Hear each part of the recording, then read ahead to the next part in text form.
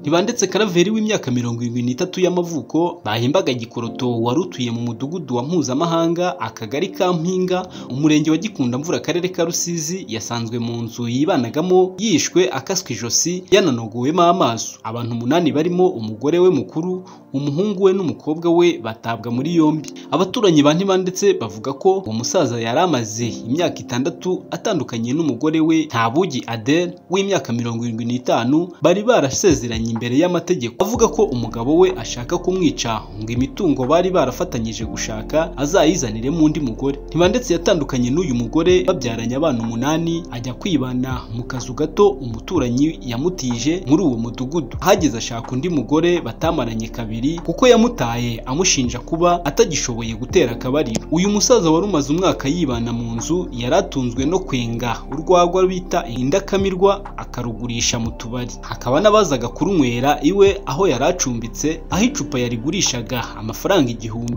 Umwe mu baturanyi yagize ati yari yenze urwagwa, abaje kurugura baranywa baragenda, tugakeka ko mu masaha y'ijoro agiye kuryama hari abamukinguje kamwinjirana bakamwicira mu ruganiriro kuko twasanze umurambo we ariho uri mu gitondo cyo kuwa gatandatu tariki ya 17 Gicurasi. Kumenyekana kw'iyi nkuru byatewe n'umugabo wari waramutije shitingi wohereje abahungu be babiri kuyireba ngo ayihurireho ibishyimbo. Bahageze bakomanze bumva ntavuga, bagira ngo naho yagiye kuko abantu bonaga inzugi n'amadirishya bikinze, bavuga ko baza kugaruka kuyitwara yaje. Aba basore ngo batashye bavuye muri uru rugo, bageze ku muhanda bahura n'umuturanyi wa nyakwigendera watambukaga, bamubwira kubahamagarira Mutwara sibo akabarebera ko uwo musaza yaba ari hafi akabaha iyo shitingi. Uwo muturanyi yahamagaye Mutwara sibo wari mu nzira nawe agenda ari kumwe n'umugore w'umuturanyi bagendanaga, bazana kureba niba uwo musaza ahari. Ati Mutwara sibo yakomanze ku idirishya ry'icyumba cya nyakwigendera, uwo mugore bari bazanye we areba ku rugi asanga rukingiye inyuma hariho icyuma bakingisha ariko nta ngufuri iriho. Akinguye arebye muri salo asanga umusaza agaramyemo yakaswe ijosi yananogowemo amaso n'umupanga bamutemesheje urambitse iruhande rwe. Yakomeje avuga ko basanze mu ruganiriro hakiri amajerekani 5 y'urwagwa. Inzego z'umutekano zikaba zarahise zihagera zigategeka ko urwo rwagwa rumenwa ko hari ubwo abagizi ba nabi baba baruhumanyije. Abo bavuga ko urwego rw'igihugu rw'ubugenzacyaha RIB rwahise rutwara abantu 8 harimo umugore w'uyu mugabo, umuhungu we n'umukobwa we bakekwaho urupfu rwe kubera amakimbirane bagiranaga. Hanafashwe kandi Mutwara sibo n'abandi baturanyi 4 ba nyakwigendera barimo wabo basore baje gutirurira ihema n'abandi batabaye mbere. Abaturage b'akagari ka Mpinga bari batabaye baganirijwe n'abayobozi